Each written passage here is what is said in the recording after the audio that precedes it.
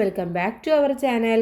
8ാം ക്ലാസ്സിലെ എല്ലാ കൂട്ടുകാർക്കും പുതിയൊരു വീഡിയോയിലേക്ക് സ്വാഗതം. അപ്പോൾ ഇന്ന് നമ്മൾ നോക്കാൻ പോകുന്നത് നിങ്ങളുടെ ബേസിക് സയൻസിലെ അടിസ്ഥാന ശാസ്ത്രത്തിലെ കെമിസ്ട്രി വിഭാഗത്തിലെ 1ാമത്തെ പാഠഭാഗമാണ്. അടിസ്ഥാന ശാസ്ത്രത്തിലെ 4ാമത്തെ പാഠഭാഗവും കൂടെയാണ് മാറ്റങ്ങളുടെ രസതന്ത്രം എന്നുള്ളത്. ഓക്കെ, കെമിസ്ട്രിയിലെ 1ാമത്തെ പാഠമാണ്. അപ്പോൾ നമ്മൾ ഓൾറെഡി ഫിസിക്സ് അപ്ലോഡ് ചെയ്തിട്ടുണ്ട്, ഉടൻ തന്നെ ബയോളജിയും കൂടെ അപ്ലോഡ് ചെയ്യുന്നതാണ്. ബാക്കിയുള്ള സബ്ജക്റ്റുകളും അപ്ലോഡ് ചെയ്തിട്ടുണ്ട്. ആവശ്യമായിട്ടുള്ള കൂട്ടുകാർ തീർച്ചയായിട്ടും പോയി കാണുക. അപ്പോൾ നമുക്ക് നോക്കാം എന്തൊക്കെയാണ് ഈ ഒരു പാഠഭാഗത്ത് പഠിക്കാനുള്ളത് എന്നുള്ളത്. ഇവിടെ ആദ്യം തന്നെ കുറേ പിക്ചേഴ്സാണ് കൊടുത്തിട്ടുള്ളത്. ഒരു ആൾ കല്ലിൽ നിന്നും ഒരുപാട് ശില്പങ്ങൾ ഉണ്ടാക്കുന്നത്, മെഴുകുതിരി കത്തുന്നത്, പൂത്തിരി കത്തിക്കുന്നത്, പഴം പഴുക്കുന്നത്, അതുപോലെ വിറക് കത്തിക്കുന്നത്. ഓക്കെ, ഇതൊക്കെയാണ് തന്നിട്ടുള്ളത്. നമുക്ക് നേരെ നോക്കാം. ചിത്രം നിരീക്ഷിക്കൂ. എന്തെല്ലാമാണ് ചിത്രത്തിൽ കാണുന്നത്? എന്തൊക്കെയാണ്? ഒന്ന്, മെഴുകുതിരി കത്തുന്നു അല്ലേ? മെഴുകുതിരി കത്തുന്നതായിട്ട് അവിടെ കാണാൻ വേണ്ടി പറ്റുന്നുണ്ട്. ആഹാരം പാകം ചെയ്യുന്നത് കാണാൻ വേണ്ടി പറ്റുന്നു. കല്ല് കൊത്തി ശില്പമാക്കുന്നു. വാഴക്കുല പഴുക്കുന്നു. ഇത്തരം കാര്യങ്ങളൊക്കെ അവിടെ കാണാൻ വേണ്ടി പറ്റുന്നുണ്ട്. ഇവിടെ പദാർത്ഥങ്ങൾ പലതരം മാറ്റങ്ങൾക്ക് വിധേയമാകുന്നതായി കാണുന്നില്ലേ അല്ലേ? ഓരോന്നും വിധേയമാകുന്നുണ്ട്. ഇപ്പോൾ ശില്പം ഉണ്ടാക്കുകയാണ്, കല്ല് കൊത്തി അത് വേറെ ശില്പമാക്കി മാറ്റുകയാണ് അല്ലേ? ആഹാരം പാചകം ചെയ്യുമ്പോൾ എന്താണ്, ഇപ്പോൾ അരി ഇട്ട് കഴിഞ്ഞാൽ അത് ചോറായിട്ട് മാറുന്നുണ്ട്. അപ്പോൾ അവിടെ വേറെ രൂപത്തിലേക്ക് മാറുകയാണ്. അതുപോലെ തന്നെ മെഴുകുതിരി കത്തിപ്പോകുന്നതായിട്ട് അവിടെ മെഴുകുതിരി കത്തി അതിൽ നിന്നും പ്രകാശം വരുന്നു. കൂടാതെ വാഴക്കൊല പഴുക്കുന്നു. വാഴക്കൊല പച്ചയായിട്ടുള്ളത് പഴുത്ത് മഞ്ഞയായിട്ട് മാറുന്നുണ്ട്. ഓരോന്നും പല മാറ്റങ്ങൾക്ക് വിധേയമായിക്കൊണ്ടിരിക്കുന്നു. കല്ല് കൊത്തി ശില്പമാക്കുന്നതും വാഴക്കുല പഴുക്കുന്നതും ഒരേപോലെയുള്ള മാറ്റങ്ങളാണോ? അല്ല അല്ലേ? വാഴക്കുല പഴുക്കുക എന്ന് പറഞ്ഞത് അത് നാച്ചുറലി നടന്നുകൊണ്ടിരിക്കുന്ന, പ്രകൃതിദത്തമായി നടക്കുന്ന കാര്യമാണ്. ഇനി ശില്പം ഉണ്ടാക്കുന്നതോ ഒരാൾ ചെയ്യുന്ന പ്രവർത്തനമാണ്. ഒന്ന് മനുഷ്യനിർമ്മിതവും മറ്റേത് പ്രകൃതിദത്തവും അല്ലേ? ചുറ്റും നോക്കിയാൽ ഇത്തരം പലതരം മാറ്റങ്ങൾ നിരീക്ഷിക്കാനാവുമല്ലോ. ഇത്തരം മാറ്റങ്ങൾ ചിലപ്പോൾ പുതിയ പദാർത്ഥങ്ങൾ ഉണ്ടാകാനും കാരണമാകും എന്നാണ് പറയുന്നത്. അപ്പോൾ അരിവെന്ത് ചോറാകുന്നത് പോലെ അത് വേറൊരു പദാർത്ഥമായിട്ട് മാറുകയാണ് ചെയ്യുന്നത്. നമ്മുടെ ചുറ്റുപാടും കാണുന്നതും പലവിധമായ മാറ്റങ്ങൾക്ക് വിധേയമാകുന്നതുമായ ഈ പദാർത്ഥങ്ങളെല്ലാം ദ്രവ്യത്തിൻ്റെ വിവിധ രൂപങ്ങളാണെന്നറിയാമല്ലോ. പ്രപഞ്ചത്തിലെ എല്ലാ വസ്തുക്കളും ദ്രവ്യത്താൽ അഥവാ മാറ്റർ കൊണ്ട് നിർമ്മിതമാണ് എന്നുള്ളതാണ് തന്നിട്ടുള്ളത്. നമുക്ക് അറിയാവുന്ന ഒരു കാര്യമാണ്, എന്നാലും നിങ്ങളൊന്ന് മനസ്സിലാക്കി വെക്കുക. പ്രപഞ്ചത്തിലെ എല്ലാ പദാർത്ഥങ്ങളും ദ്രവ്യത്താൽ നിർമ്മിതമാണ്. ദ്രവ്യത്തിൻ്റെ സവിശേഷതകൾ മനസ്സിലാക്കിയ ശേഷം നമുക്ക് പദാർത്ഥങ്ങൾക്കുണ്ടാകുന്ന സ്വഭാവങ്ങളുടെ രസതന്ത്രം ചർച്ച ചെയ്യാം. ദ്രവ്യത്തിൻ്റെ പൊതു സവിശേഷതകൾ എന്തെല്ലാം? ഓരോന്നായിട്ട് നമുക്ക് പരിശോധിക്കാം. ഇവിടെ നോക്കൂ, ചെറിയ കല്ല് ഒരു വെള്ളത്തിലിടുകയാണ്, വലിയ കല്ല് വെള്ളത്തിലിടുകയാണ്. ഇവിടെ ജലനിരപ്പ് അടയാളപ്പെടുത്തിയ ഒരു ബീക്കറിലേക്ക് ഒരു കല്ല് നൂലിൽ കെട്ടി താഴ്ത്തുക. ജലനിരപ്പിന് എന്ത് മാറ്റം ഉണ്ടാകുന്നു? ജലനിരപ്പ് ഉയരാൻ കാരണം എന്തായിരിക്കും? ഇപ്പോൾ ഈ ചെറിയ കല്ലിട്ട് കഴിഞ്ഞാൽ വലിയ മാറ്റമൊന്നും സംഭവിക്കില്ല. വലിയ കല്ലിട്ട് കഴിഞ്ഞാൽ വെള്ളം ഉയരും അല്ലേ? വെള്ളത്തിന് ഉയർച്ചയാണ് സംഭവിക്കുന്നത്. കുറച്ചുകൂടി വലിയ കല്ലാണ് ബീക്കറിലേക്ക് താഴ്ത്തുന്നതെങ്കിലോ ജലനിരപ്പിൽ എന്ത് വ്യത്യാസമാണ് ഉണ്ടാവുക? ജലനിരപ്പ് കൂടും. സ്ഥിതി ചെയ്യാൻ സ്ഥലം ആവശ്യമാണ് എന്നതാണ് ദ്രവ്യത്തിൻ്റെ ഒരു സവിശേഷത. ഓക്കെ, സ്ഥിതി ചെയ്യാൻ സ്ഥലം ആവശ്യമാണ്. ദ്രവ്യത്തിന് സ്ഥിതി ചെയ്യാൻ ആവശ്യമായ സ്ഥലത്തെ അതിൻ്റെ വ്യാപ്തം അഥവാ വോളിയം എന്ന് പറയുന്നു. കൂട്ടുകാർ മനസ്സിലാക്കി വെക്കേണ്ട അടുത്ത ഒരു പോയിന്റാണ്. പോയിന്റ്സ് ഒക്കെ നന്നായിട്ട് നോട്ട് ചെയ്ത് വെക്കണം കേട്ടോ. അപ്പോൾ ഏത് ദ്രവ്യമാണെങ്കിലും അതിന് എന്ത് വേണം? സ്ഥിതി ചെയ്യാൻ സ്ഥലം വേണം. അതുപോലെ തന്നെ ആ ദ്രവ്യത്തിന് സ്ഥിതി ചെയ്യാൻ ആവശ്യമായ സ്ഥലത്തെയാണ് നമ്മൾ വ്യാപ്തം അല്ലെങ്കിൽ വോളിയം എന്ന് പറയുന്നത്.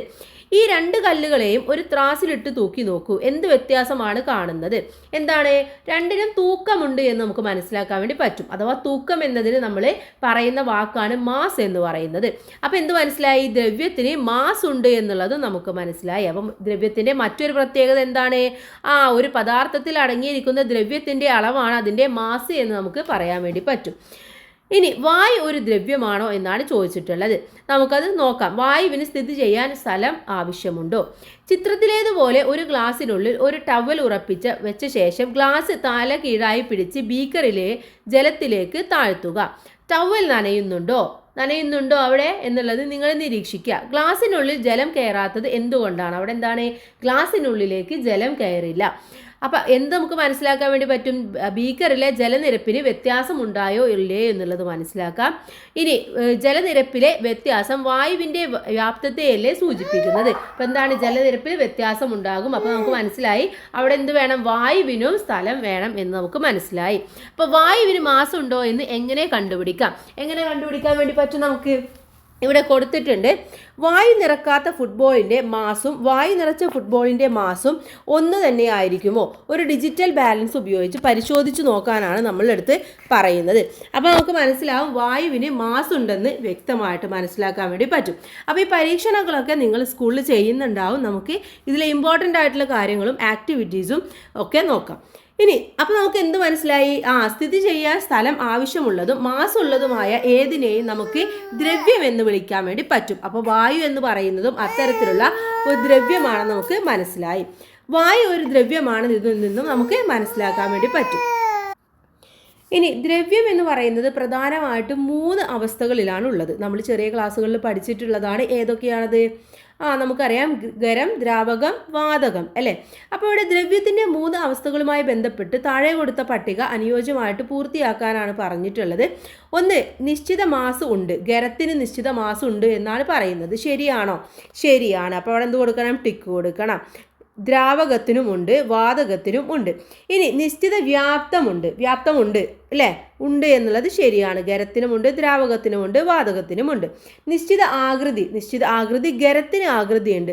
ദ്രാവകത്തിന് നമുക്ക് ആകൃതി പറയാൻ വേണ്ടി പറ്റുമോ? അപ്പോൾ വെള്ളത്തിന് ഏതെങ്കിലും ആകൃതി പറയാൻ പറ്റുമോ? ഇല്ല. അപ്പോൾ നമ്മളവിടെ ഇല്ല എന്നുള്ളത് കൊടുക്കുക. വാതകത്തിനും ഇല്ല. അപ്പോൾ ഇതേപോലെ നിങ്ങൾ ഇത് ഒന്ന് പൂർത്തിയാക്കി കൊടുക്കുക. ഇനി അതുപോലെ തന്നെ ഇവിടെ ഒരു ചെറിയ കാര്യം പറയുന്നുണ്ട്. ദ്രവ്യത്തിന് ഖരം, ദ്രാവകം, വാതകം എന്നീ 3 അവസ്ഥകൾ ഉണ്ടെന്ന് പഠിച്ചല്ലോ. എന്നാൽ ഇവ 3 മാത്രമല്ല ദ്രവ്യത്തിൻ്റെ അവസ്ഥകൾ. ദ്രവ്യത്തിൻ്റെ 4ാമത്തെ അവസ്ഥയാണ് പ്ലാസ്മ എന്ന് പറയുന്നത്. പ്രപഞ്ചത്തിൽ ഏറ്റവും അധികം കാണപ്പെടുന്നത് പ്ലാസ്മാവസ്ഥയിലുള്ള ദ്രവ്യമാണ്. നക്ഷത്രങ്ങളും നെബുലകളുമെല്ലാം പ്ലാസ്മാവസ്ഥയിലാണുള്ളത്. ഉയർന്ന താപനിലയിൽ സ്വതന്ത്രമായ ചാർജിത കണങ്ങൾ കൂടിച്ചേർന്നാണ് പ്ലാസ്മ ഉണ്ടാകുന്നത്. പ്ലാസ്മ അങ്ങനെയാണ് ഉണ്ടാകുന്നത്. കൂടാതെ വളരെ ഉയർന്നതും താഴ്ന്നതുമായ താപനിലകളിൽ മറ്റു പല അവസ്ഥകളും ദ്രവ്യത്തിനുള്ളതായി ശാസ്ത്രജ്ഞർ കണ്ടെത്തിയിട്ടുണ്ട്. Boss Einstein condensate, fermionic condensate എന്നിവ ഇതിന് ഉദാഹരണങ്ങളാണ്. അപ്പോൾ കൂടുതൽ വായിക്കാൻ വേണ്ടി ജസ്റ്റ് അവിടെ കൊടുത്തതാണ്. ഇനി മാറ്റങ്ങൾ പലതരം എന്നുള്ള അടുത്ത ടോപ്പിക്കിലേക്കാണ് പോകുന്നത്. ഒരു ചെറിയ സ്റ്റീൽ പാത്രത്തിൽ അല്പം മെഴുക് ചൂടാക്കി നോക്കൂ. എന്ത് സംഭവിക്കും? ആ മെഴുക് ഉരുകും, അല്ലേ? ഉരുകിയിട്ട് അത് ദ്രാവകാവസ്ഥയിലേക്ക് മാറും. അപ്പോൾ പാത്രത്തിലുണ്ടാകുന്ന ദ്രാവകത്തെ അല്പസമയം തണുപ്പിച്ചാൽ എന്ത് സംഭവിക്കും? അത് വീണ്ടും മെഴുകായിട്ട് തന്നെ മാറും. അപ്പോൾ മെഴുക് ഖരം ചൂടാകുമ്പോൾ എന്ത് സംഭവിക്കും? ദ്രാവകമായിട്ട് മാറും. തണുക്കുമ്പോൾ ഖരാവസ്ഥയിലേക്കും മാറും. അപ്പോൾ ഇവിടെ ഇൻഡു കൊടുത്തുള്ളിടത്ത് എന്താണ് കൊടുക്കേണ്ടത്? മെഴുക് ഖരം ആവുമ്പോൾ അതെന്താണ് സംഭവിക്കുന്നത്? ചൂട് തട്ടുമ്പോൾ അത് മെഴുക് ദ്രാവകമായിട്ട് മാറുന്നു. ദ്രാവകം പിന്നീട് മെഴുകാവണമെങ്കിൽ അവിടെ എന്ത് സംഭവിക്കണം? തണുപ്പ് സംഭവിക്കണം. തണുപ്പ് സംഭവിക്കണം. അപ്പം മെഴുകിനെ ഖരാവസ്ഥയിൽ നിന്നും ദ്രാവകാവസ്ഥയിലേക്കും തിരിച്ചു മാറ്റാനാവുമെന്ന് നമുക്ക് മനസ്സിലായി. ഇപ്പോൾ ഇതേപോലെ തന്നെയാണ് ഐസ് നമ്മൾ പുറത്ത് വെച്ച് കഴിഞ്ഞാൽ എന്താവും? വെള്ളമായിട്ട് മാറും. വീണ്ടും അത് തണുപ്പിച്ച് കഴിഞ്ഞാൽ വീണ്ടും ഐസായിട്ട് മാറും. എന്നാൽ ഒരു കഷ്ണം കടലാസ് കത്തിച്ച് ചാരം ആക്കിയാലോ? ആ ചാരം എന്തെങ്കിലും ആക്കാൻ വേണ്ടി പറ്റുമോ? നമുക്ക് ഇല്ല. തിരിച്ച് നമുക്ക് ഒന്നും ചെയ്യാൻ വേണ്ടി പറ്റില്ല. ഉണ്ടാകുന്ന ചാരത്തെ തിരികെ കടലാസാക്കാൻ പറ്റുമോ? എല്ലാ മാറ്റങ്ങളും ഒരേ വേഗതയിലാണോ സംഭവിക്കുന്നത്? ഒരു പയർ വിത്ത് മുളക്കാൻ ഏകദേശം എത്ര സമയമെടുക്കും? ഒരു 5-6 ദിവസം, അല്ലേ? ചിലപ്പോൾ 4 ദിവസം 5 ദിവസമൊക്കെ എടുക്കാറുണ്ട്. അത് വളർന്ന് പൂവിടാൻ ആഴ്ചകൾ എടുക്കും. ഏറെ നാളുകൾ വേണം. എന്നാൽ ഗ്യാസ് അടുപ്പ് കത്തുന്നതും പടക്കം പൊട്ടുന്നതും വേഗത്തിൽ നടക്കുന്ന പ്രവർത്തനങ്ങളാണ്, അല്ലേ? ഇപ്പോൾ ഗ്യാസ് അടുപ്പൊക്കെ ഒരാഴ്ച വേണം കത്തിക്കാണെന്നുണ്ടെങ്കിൽ നമുക്ക് എന്തെങ്കിലും ഫുഡ് ഉണ്ടാക്കാൻ പറ്റുമോ? ഇല്ല. അപ്പോൾ അതിനൊക്കെ വളരെ പെട്ടെന്ന് തന്നെ നടക്കുന്ന പ്രവർത്തനങ്ങളാണ്. സാവധാനത്തിൽ നടക്കുന്ന മാറ്റങ്ങൾ, വേഗത്തിൽ നടക്കുന്ന മാറ്റങ്ങൾ എന്നിവയ്ക്ക് കൂടുതൽ ഉദാഹരണങ്ങൾ കണ്ടെത്തും. ഇവിടെ സാവധാനത്തിൽ നടക്കുന്ന മാറ്റങ്ങൾ എന്തൊക്കെയാണ്? ഇരുമ്പ് തുരുമ്പിക്കുന്നത്, പച്ചക്കറി ചീയുന്നത്, പാല് തൈരാകുന്നത്, വെള്ളി ആഭരണങ്ങൾ കറുക്കുന്നത്. ഇതൊക്കെ സാവധാനത്തിൽ നടക്കുന്നതാണ്. വേഗത്തിൽ നടക്കുന്നത് പെട്രോൾ കത്തുന്നത്, പടക്കം പൊട്ടുന്നത്, ഗ്യാസ് അടുപ്പ് കത്തുന്നത്. ഇതൊക്കെ വേഗം നടക്കുന്ന പ്രവർത്തനങ്ങളുമാണ്. ഇനി ഭൗതിക മാറ്റവും രാസമാറ്റവും എന്താണെന്ന് നോക്കാം. Physical change and chemical change. കടലാസ് കത്തുന്നതും മെഴുക് ഉരുകുന്നതും തമ്മിലുള്ള വ്യത്യാസം എന്താണ്? കടലാസ് കത്തുന്നത് എന്ന് പറഞ്ഞാൽ എന്താണ്? അത് വീണ്ടും തിരിച്ച് നമുക്ക് ആക്കാൻ വേണ്ടി പറ്റില്ല. മെഴുക് ഉരുകി കഴിഞ്ഞാൽ വീണ്ടും നമുക്ക് മെഴുകാക്കിയിട്ട് മാറ്റാൻ വേണ്ടി പറ്റും. മെഴുകുരുകുമ്പോൾ അതിൻ്റെ രാസ സ്വഭാവത്തിൽ വ്യത്യാസം വരുന്നുണ്ട് അല്ലേ? അതെന്താണ്? മെഴുകുരുകി അത് കത്തുന്നതിനോടൊപ്പം അത് വെള്ളമായിട്ട് മാറുകയും ചെയ്യുന്നുണ്ട്. അപ്പോൾ ഭൗതിക മാറ്റത്തിൽ പുതിയ പദാർത്ഥങ്ങൾ ഉണ്ടാകുന്നില്ല, അതിൽ പദാർത്ഥത്തിലെ തന്മാത്രകളുടെ ക്രമീകരണം വ്യത്യാസപ്പെടുകയാണ് ചെയ്യുന്നത്. രാസമാറ്റത്തിൽ ഒരു പദാർത്ഥം പൂർണ്ണമായും മറ്റൊരു പദാർത്ഥമായിട്ട് മാറുന്നു, അതായത് പുതിയ തന്മാത്രകൾ ഉണ്ടാകുന്നു. അഥവാ രാസമാറ്റം നടക്കുന്നത് എവിടെയാണ്? അപ്പോൾ മെഴുക് ഉരുകുമ്പോഴാണ് അല്ലേ? ഇനി ചുവടെ നൽകിയിരിക്കുന്ന മാറ്റങ്ങളെ ഭൗതിക മാറ്റം, രാസമാറ്റം എന്നിങ്ങനെ വേർതിരിക്കുക. പാല് തൈരാകുന്നു എന്നുള്ളത് അവിടെ എന്താണ്? അവിടെ വേറെ പദാർത്ഥം ഉണ്ടാകുന്നുണ്ട്. അപ്പോൾ അവിടെ എന്താണ്? രാസമാറ്റമാണ്. ഓക്കെ, രാസമാറ്റം. ഇനി അടുത്തത് മെഴുക് ഉരുകുന്നു എന്നുള്ളത് എന്താണ്? ഭൗതിക മാറ്റമാണ്. ഭൗതികമായിട്ടത് മാറിയിട്ട് വേറെ സാധനമായിട്ട് മാറുന്നുണ്ട്. ഇനി മെഴുകുതിരി കത്തുന്നത് എന്താണ്? അവിടെ രാസമാറ്റം ആണ്. മാറ്റം. അടുത്തത് ജലം ഐസ് ആകുന്നു, അവിടെ എന്താണ്? ഭൗതിക മാറ്റമാണ്. ഓക്കെ, ഭൗതിക മാറ്റം. അടുത്തതായിട്ട് ഐസ് ഉരുകുന്നു എന്നുള്ളത് എന്താണ്? ഭൗതികമായിട്ട് മാറുകയാണ് അല്ലേ? ഐസ് ഉരുകി വേറെ സാധനമായിട്ട് മാറുകയാണ്, അപ്പം അത് ഭൗതിക മാറ്റമാണ്. ഉപ്പ് ജലത്തിൽ ലയിക്കുന്നത് എന്താണ്? ഭൗതിക മാറ്റമാണ്. പിന്നെ നമുക്ക് ഉപ്പ് കാണാൻ പറ്റുമോ? ഇല്ല, ഭൗതിക മാറ്റമാണ്. ഇരുമ്പ് തുരുമ്പിക്കുന്നു, അവിടെ എന്താണ്? രാസമാറ്റം. അടുത്തത് വിറക് കത്തുന്നു, അതും എന്താണ്? രാസമാറ്റം ആണ്. അപ്പോൾ ഇവിടെ കൊടുത്തിട്ടുണ്ട് കൂട്ടുകാർ, അതനുസരിച്ച് അവിടെ എഴുതി കൊടുക്കാം. ഇനി അടുത്തത് നോക്കാം നമുക്ക്. ഒരു പാത്രത്തിൽ ഐസ് എടുത്ത് ചൂടാക്കുക, എന്ത് സംഭവിക്കും? ഐസ് എടുത്ത് ചൂടാക്കി കഴിഞ്ഞാൽ അത് വെള്ളമാകും അല്ലേ? ചൂടാക്കുന്നത് തുടർന്നാൽ എന്ത് സംഭവിക്കും? ചൂടാക്കുന്നത് തുടർന്ന് കഴിഞ്ഞാൽ ആ വെള്ളം നീരാവിയായിട്ട് പോകുന്നത് നമുക്ക് കാണാൻ വേണ്ടി പറ്റും. നമ്മൾ അടുപ്പത്ത് വെള്ളം വെച്ച് കഴിഞ്ഞാൽ എന്താണ്? അത് ചൂടാക്കി കഴിഞ്ഞാൽ അത് നീരാവിയാകും. അപ്പോൾ ജലം തിളച്ച് നീരാവി ഉണ്ടാകാൻ തുടങ്ങും. ഖരം, ദ്രാവകം, വാതകം എന്നീ അവസ്ഥകളിൽ പദാർത്ഥങ്ങളുടെ കണികാ ക്രമീകരണം നിങ്ങൾ ചെറിയ ക്ലാസ്സുകളിൽ പഠിച്ചിട്ടുണ്ടല്ലോ. ഓരോ അവസ്ഥയിലും കണികകൾ തമ്മിലുള്ള അകലം, അവ തമ്മിലുള്ള ആകർഷണ ബലം, കണികകളുടെ ചലന വേഗത, ഊർജം എന്നിവയെക്കുറിച്ച് എഴുതാമോ? ഇവിടെ കൊടുത്ത ടേബിൾ നമുക്കൊന്ന് ഫുള്ളാക്കി നോക്കാം. കണികകൾ തമ്മിലുള്ള അകലം ഖരത്തിൽ എങ്ങനെയാണ്? വളരെ കുറവാണ്. ദ്രാവകത്തിലേക്ക് എത്തുമ്പോൾ അത് വളരെ ഖരത്തിനേക്കാൾ കൂടുതലാണ്. വാതകത്തിലെത്തുമ്പോൾ വളരെ കൂടുതലാണ്. കണികകൾ തമ്മിലുള്ള ആകർഷണ ബലം എന്ന് പറയുന്നത് ഖരത്തിൽ വളരെ കൂടുതലാണ്. ഇനി ദ്രാവകത്തിൽ ഖരത്തെ അപേക്ഷിച്ച് കുറവാണ്, വാതകത്തിൽ വളരെ കുറവാണ്. അടുത്തത് കണികകളുടെ ചലനമാണ്. ചലന വേഗത എന്ന് പറയുന്നത് ഖരത്തിൽ വളരെ കുറവാണ്, ദ്രാവകത്തിൽ ഖരത്തിനേക്കാൾ കൂടുതലാണ്, വാതകത്തിൽ വളരെ കൂടുതലാണ്. കാരണം എന്താണ്? വാതകമൊക്കെ പെട്ടെന്ന് സ്പ്രെഡ് ആവും അല്ലേ? ഇനി കണികകളുടെ ഊർജം എന്ന് പറയുന്നതോ ഖരത്തിൽ വളരെ കുറവാണ്, ദ്രാവകത്തിൽ ഖരത്തെ അപേക്ഷിച്ച് കൂടുതലാണ്, വാതകത്തിൽ വളരെ കൂടുതലാണ്. ഇനി ഖരാവസ്ഥയിൽ കണികകൾ വളരെ അടുത്തിരിക്കുന്നു എന്ന് നമ്മൾ മനസ്സിലാക്കി അല്ലേ? ഖരവസ്തുവിനെ ചൂടാക്കുന്നു എന്ന് കരുതുക. കണികകൾ തമ്മിലുള്ള അകലം എന്ത് സംഭവിക്കും? കണികകൾ തമ്മിലുള്ള അകലം എന്ത് ചെയ്യും? കൂടുകയാണ് ചെയ്യുന്നത്, ഊർജവും കൂടുകയാണ് ചെയ്യുക. ഇനി ഖരവസ്തുവിനെ ചൂടാക്കുമ്പോൾ കണികകൾ തമ്മിലുള്ള അകലവും കണികകളുടെ ഊർജവും വർദ്ധിക്കുകയും ക്രമേണ അത് ദ്രാവകത്തിന്റെ കണികാ ക്രമീകരണം കൈവരിക്കുകയും ചെയ്യും അല്ലേ? ഖരാവസ്തു ചൂടാക്കുകയാണ്. ഇപ്പോൾ വെള്ളം ചൂടാക്കി കഴിഞ്ഞാൽ അവിടെ എന്താണ്? അത് പിന്നീട് ദ്രാവകമായിട്ട് മാറുകയും പിന്നെ അത് വാതകമായിട്ട് മാറുകയാണ് ചെയ്യുക. അപ്പോൾ ഖരം താപം ആഗിരണം ചെയ്യുമ്പോൾ അത് ദ്രാവകമായിട്ട് മാറുന്നു, താപം ആഗിരണം ചെയ്യുമ്പോൾ ആ ദ്രാവകം താപം ആഗിരണം ചെയ്യുമ്പോൾ വാതകമായിട്ട് മാറുന്നു. അത് നമ്മളിങ്ങനെ മനസ്സിലാക്കിയാൽ മതി. ഐസ് എന്താണ്? ഐസ് ചൂടാക്കുമ്പോൾ വെള്ളമായിട്ട് മാറുന്നു. വെള്ളം എന്ന് പറയുന്നത് ദ്രാവകമാണ്. ആ വെള്ളം ചൂടാക്കുമ്പോൾ വീണ്ടും എന്ത് സംഭവിക്കും? നീരാവിയായിട്ട് മാറുന്നു. നീരാവി എന്ന് പറയുന്നത് വാതകമാണ്. ഇനി ദ്രാവകത്തെ ചൂടാക്കിയ ക്രമേണ അത് വാതകമായിട്ട് മാറുന്നു. ഒരു വാതകത്തെ തണുപ്പിച്ചാൽ എന്താണ് സംഭവിക്കുക? ആ വാതകത്തെ എടുത്ത് തണുപ്പിച്ചു കഴിഞ്ഞാൽ ആ നീരാവി പോണത് തണുപ്പിച്ചു കഴിഞ്ഞാൽ എന്താവും? അവിടെ വെള്ളമായിട്ട് തന്നെ മാറും അല്ലേ? അതാണ് നമ്മുടെ ഈ പാത്രത്തിൻ്റെ മൂടിയിലൊക്കെ ഇങ്ങനെ വെള്ളം കാണാറില്ലേ? അത് തണുക്കുമ്പോൾ എന്താണ്? വെള്ളമായിട്ട് മാറുന്നതാണ്. കണികകൾ തമ്മിലുള്ള അകലം കുറയുന്നു, കണികകളുടെ ഊർജം കുറയുന്നു, വാതകം ക്രമേണ ദ്രാവകമായിട്ട് മാറുകയും ചെയ്യും. അപ്പോൾ ദ്രാവകം താപം പുറത്ത് വിട്ടിട്ട് അത് ഖരമായിട്ട് മാറും. അപ്പോൾ ദ്രാവകത്തെ വീണ്ടും തണുപ്പിച്ചാൽ എന്താ ഉണ്ടാവുക? അത് ഖരമായിട്ട് മാറും അല്ലേ? വെള്ളം തണുപ്പിച്ചു കഴിഞ്ഞാൽ അത് ഐസായിട്ട് ഖരമായിട്ട് മാറും. അപ്പോൾ കർപ്പൂരം, നാഫ്തലീന് അഥവാ പാറ്റാഗുളിക തുടങ്ങിയ ഖരവസ്തുക്കൾ ചൂടാക്കുമ്പോൾ അവ നേരിട്ട് വാതകമായിട്ട് മാറുന്നു. ഈ ഉത്പാദനം എന്ന് അറിയപ്പെടുന്നു. ഓക്കെ, സബ്ലിമേഷൻ എന്ന് അറിയപ്പെടുന്നു. ഫ്രീസറിൽ സൂക്ഷിച്ച വെള്ളം ഐസായി മാറുന്നത് എങ്ങനെയായിരിക്കും? കാരണം അതിനെന്താണ്, അതിന് തണുപ്പ് കിട്ടുമ്പോഴാണ് അല്ലെ, അതിൻ്റെ താപം നഷ്ടപ്പെടുമ്പോഴാണ് അത് ഐസായിട്ട് മാറുന്നത്. ഇങ്ങനെയുള്ള ഒരു അവസ്ഥയിലുള്ള പദാർത്ഥം മറ്റൊരു അവസ്ഥയിലേക്ക് മാറുന്നതിനെ അവസ്ഥാ പരിവർത്തനം എന്ന് പറയുന്നു. ഓക്കെ, ഫ്രിഡ്ജിൽ വെച്ച വെള്ളം ഐസ് ആവുന്നത് എന്താണ്, അവസ്ഥാ പരിവർത്തനമാണ്. അപ്പം അവസ്ഥാ പരിവർത്തനം എന്ന് പറയുന്നത് ഭൗതിക മാറ്റമാണോ രാസമാറ്റമാണോ? അവിടെ എന്താ സംഭവിക്കുന്നത്, ഭൗതികമായിട്ട് മാറുകയാണ് ചെയ്യുന്നത് അല്ലേ. ഇനി അവസ്ഥാ പരിവർത്തന സമയത്ത് ഏത് രൂപത്തിലുള്ള ഊർജ്ജമാണ് സ്വീകരിക്കുന്നത് അല്ലെങ്കിൽ പുറത്തുവിടുന്നത്?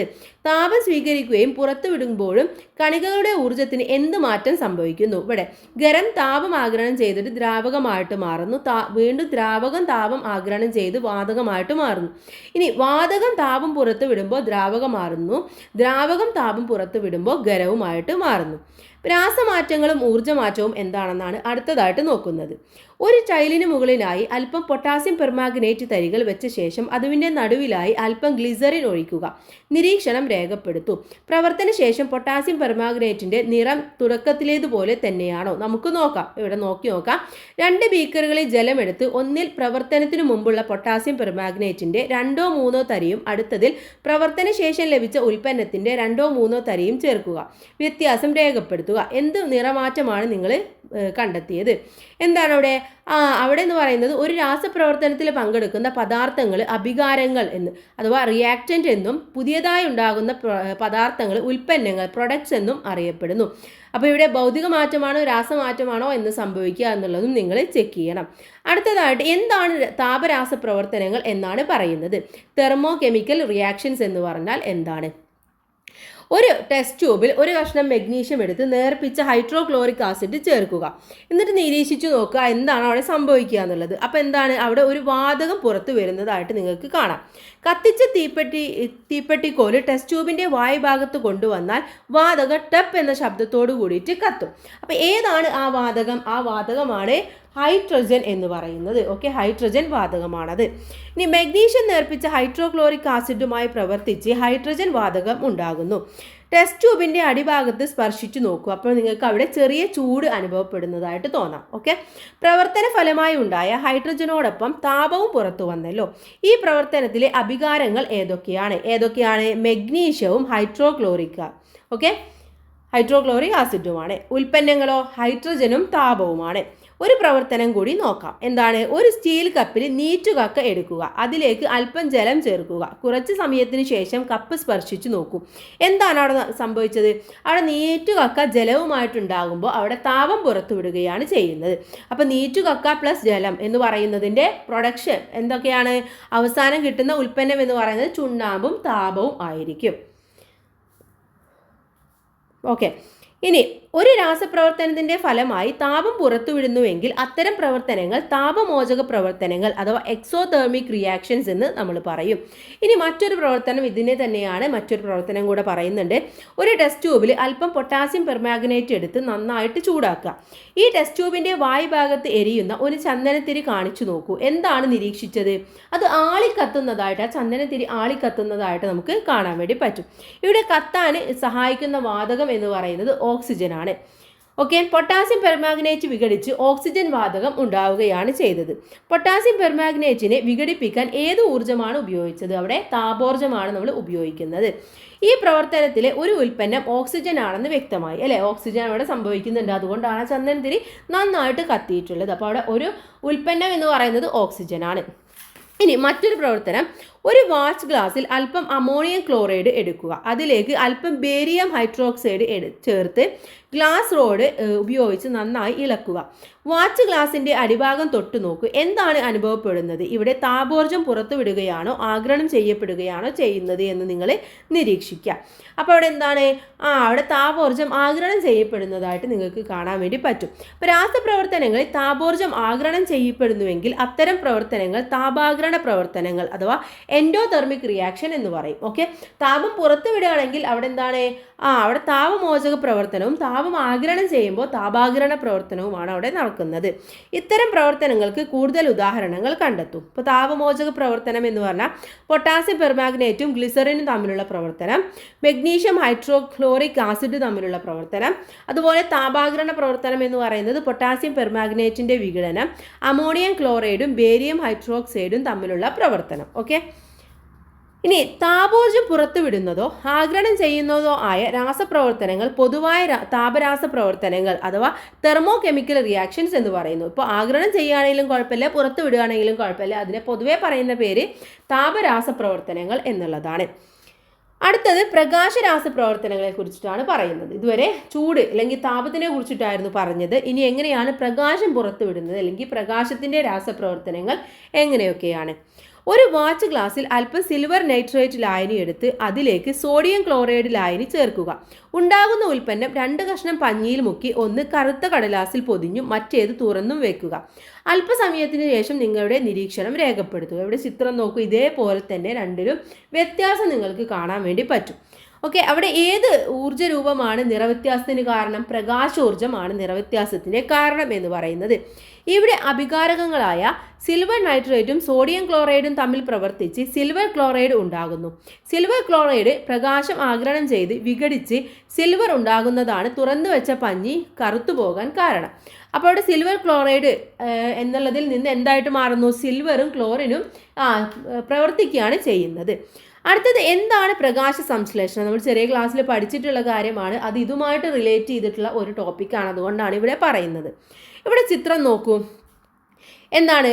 സൂര്യനിൽ നിന്നും നമ്മുടെ ഇല അല്ലേ സ്വീകരിക്കുകയാണ്, എന്നിട്ട് അത് ഗ്ലൂക്കോസും ഓക്സിജനും കൂടെ പ്രവർത്തിക്കുകയാണ് ചെയ്യുന്നത്. അപ്പോൾ ഇവിടെ ചോദ്യങ്ങൾ കൊടുത്തിട്ടുണ്ട്. ഒന്നെന്ന് പറയുന്നത് ഇവിടെ അഭികാരകങ്ങൾ ഏതൊക്കെയാണ്? ഉൽപ്പന്നങ്ങളോ? അഭികാരകങ്ങൾ ഏതൊക്കെയാണ് കൂട്ടുകാരെ?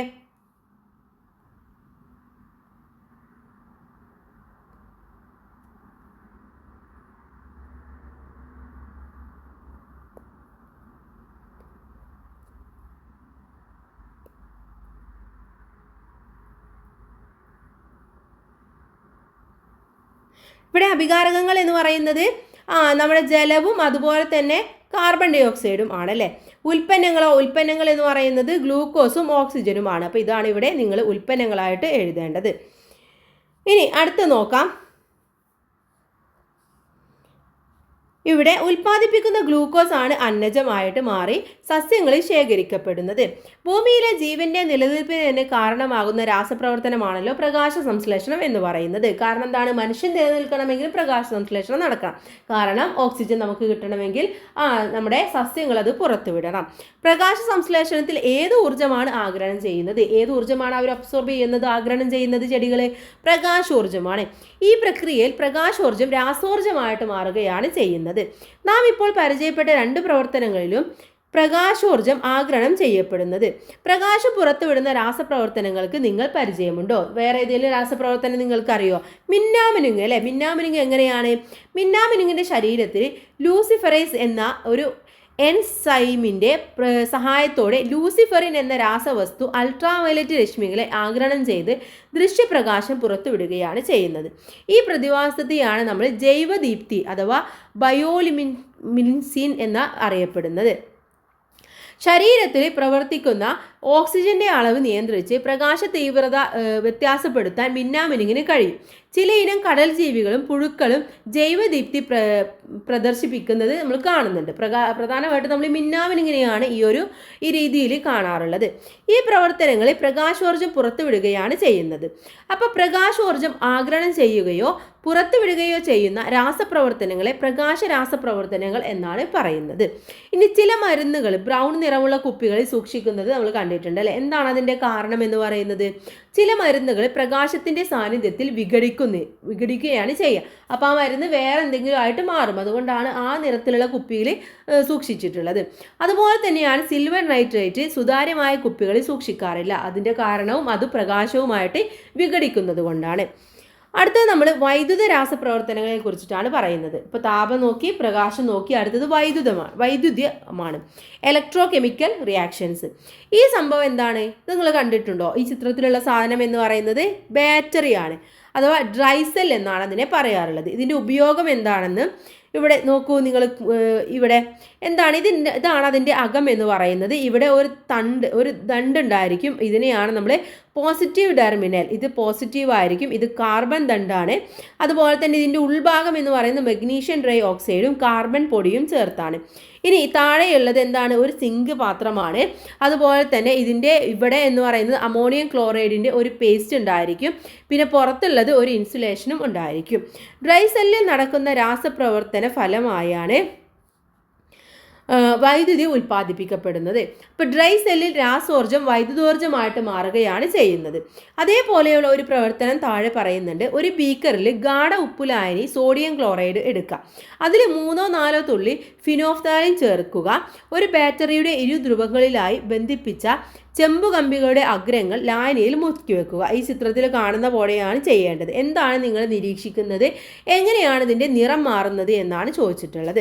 അപ്പോൾ ഇവിടെ പറയുന്നുണ്ട്, സോഡിയം ക്ലോറൈഡ് ലായനിക്ക് വിഘടനം സംഭവിച്ച് സോഡിയം ഹൈഡ്രോക്സൈഡ് എന്ന ബേസ് കൂടി ഉൽപ്പന്നമായി ഉണ്ടാകുന്നു.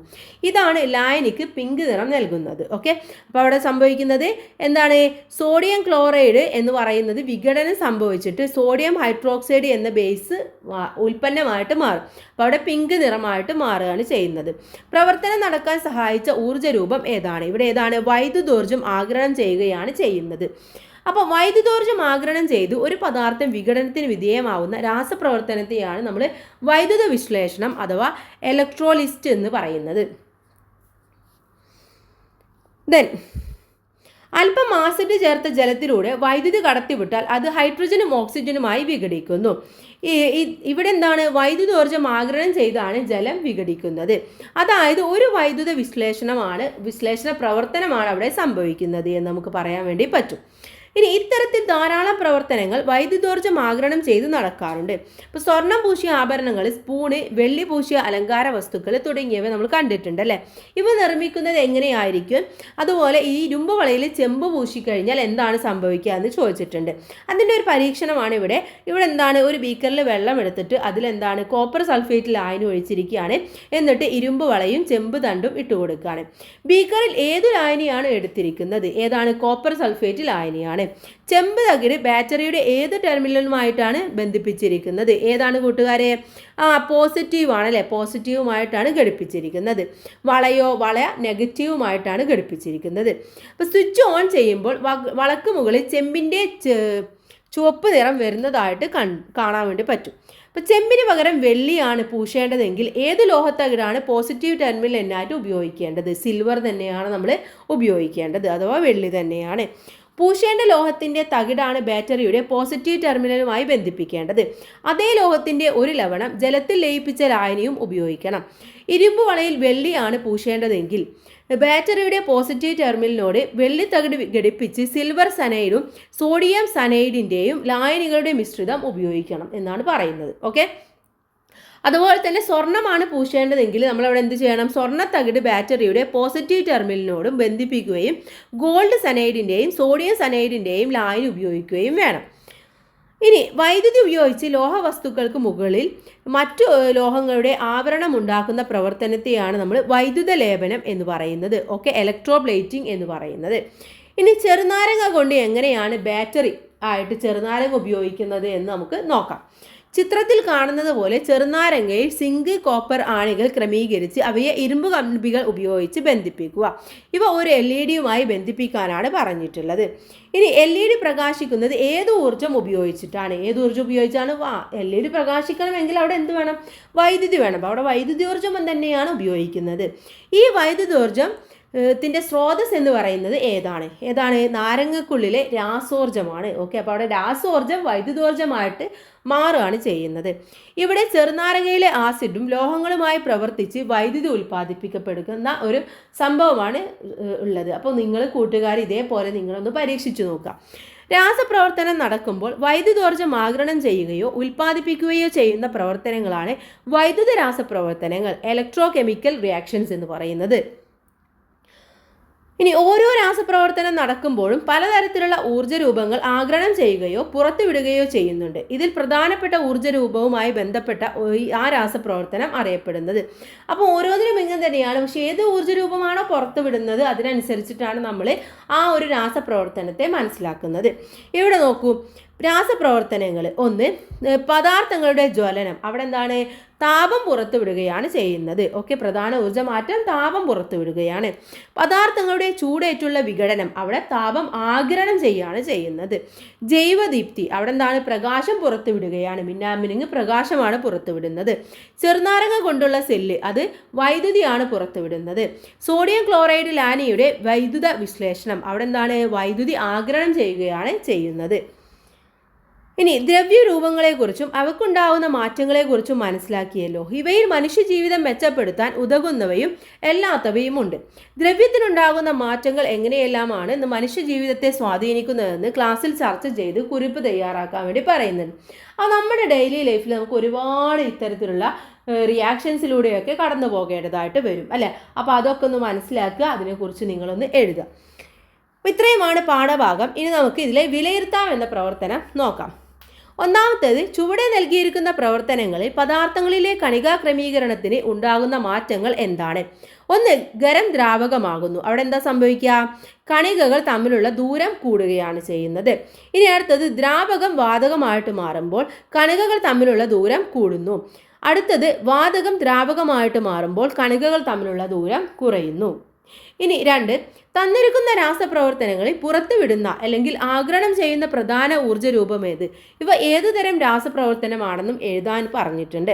നമുക്ക് നോക്കാം ഓരോന്നായിട്ട്. ഒന്നാമത്തേത്, അമോണിയം ക്ലോറൈഡും ബേരിയം ഹൈഡ്രോക്സൈഡും പ്രവർത്തിക്കുന്നു. അവിടെ എന്താണ്?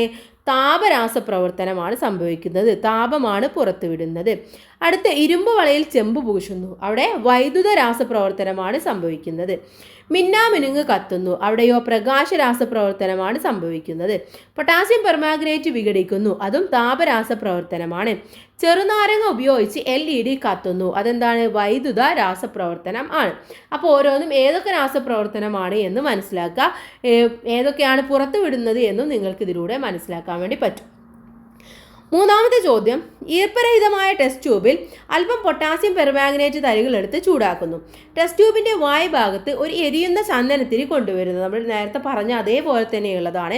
അവിടെ എന്താണ് നിരീക്ഷിക്കുന്നത്? അവിടെ ചന്ദനത്തിരി ആളിക്കത്തുന്നതായിട്ട് നമുക്ക് കാണാൻ വേണ്ടി പറ്റും. ഓക്കെ, പ്രവർത്തന ഫലമായി ഉണ്ടാകുന്ന വാതകം എന്ന് പറയുന്നത് ഓക്സിജനാണ്. ഇനി ഇത് ഏതു തരം രാസപ്രവർത്തനമാണ്? ഏതാണ്? താപരാസപ്രവർത്തനമാണ്. ഇനി നാലാമത്തെ ചോദ്യം നോക്കാം. സിൽവർ നൈട്രേറ്റിൽ മുക്കി വെയിലത്ത് വെച്ച ഒരു വെളുത്ത തുണി കറുത്തു പോകുന്നു. ചോദ്യം, ഇത് ഏത് ഊർജ്ജ രൂപമാണ് ഇവിടെ രാസമാറ്റത്തിന് കാരണമാകുന്നത്? ഏതാണ്? വെയിലത്ത് വെക്കുമ്പോൾ അവിടെ പ്രകാശോർജ്ജമാണ് മാറ്റത്തിന് കാരണമാകുന്നത്. ഇനി ബി, ഇത്തരം രാസപ്രവർത്തനങ്ങളുടെ പൊതുവായ പേരെന്ത്? എന്താണ്? പ്രകാശ രാസപ്രവർത്തനങ്ങൾ എന്നുള്ളതാണ്. പ്രകാശ രാസപ്രവർത്തനങ്ങൾ. അവസാനത്തെ ചോദ്യം നോക്കാം. സോഡിയം ലോഹം ജലവുമായി രാസപ്രവർത്തനത്തിൽ ഏർപ്പെട്ട് പുതിയ പദാർത്ഥങ്ങൾ ഉണ്ടാകുന്നു. ഈ പ്രവർത്തനത്തിലെ അഭികാരങ്ങൾ ഏതൊക്കെയാണ്? ഏതാണ്? സോഡിയവും ജലവുമാണ്. ഈ പ്രവർത്തനത്തിലെ ഉൽപ്പന്നങ്ങൾ ഏതെല്ലാമാണ്? സോഡിയവും ഹൈഡ്രോക്സൈഡും ആണ്. അപ്പോൾ ഇത്രയും കാര്യങ്ങൾ മനസ്സിലായി എന്ന് വിചാരിക്കുന്നു. ഇനി ഇവിടെ തുടർ പ്രവർത്തനങ്ങളുണ്ട്, അത് നിങ്ങൾ ജസ്റ്റ് ഒന്ന് വായിച്ചു നോക്കുക. ഇനി അടുത്ത പാഠഭാഗം എന്ന് പറയുന്നത് 5ാമത്തേതാണ്, മൂലകങ്ങളും സംയുക്തങ്ങളും എന്നുള്ള കെമിസ്ട്രിയിലെ 2ാമത്തെ പാഠഭാഗമാണ്. നമ്മൾ ഉടൻ തന്നെ അപ്ലോഡ് ചെയ്യുന്നതാണ്. ഇതിൻ്റെ ഇംഗ്ലീഷ് മീഡിയം ആവശ്യമായിട്ടുള്ള കൂട്ടുകാർ തീർച്ചയായും ജസ്റ്റ് ഒന്ന് കമൻറ്റ് ചെയ്യുക. അതുപോലെ തന്നെ വേറെ ഏതെങ്കിലും സബ്ജക്റ്റ് നിങ്ങൾക്ക് ആവശ്യമായിട്ടുണ്ടെങ്കിൽ കമൻറ്റ് ചെയ്യുക. അപ്പോൾ എല്ലാ കൂട്ടുകാർക്കും താങ്ക്സ് ഫോർ വാച്ചിങ്.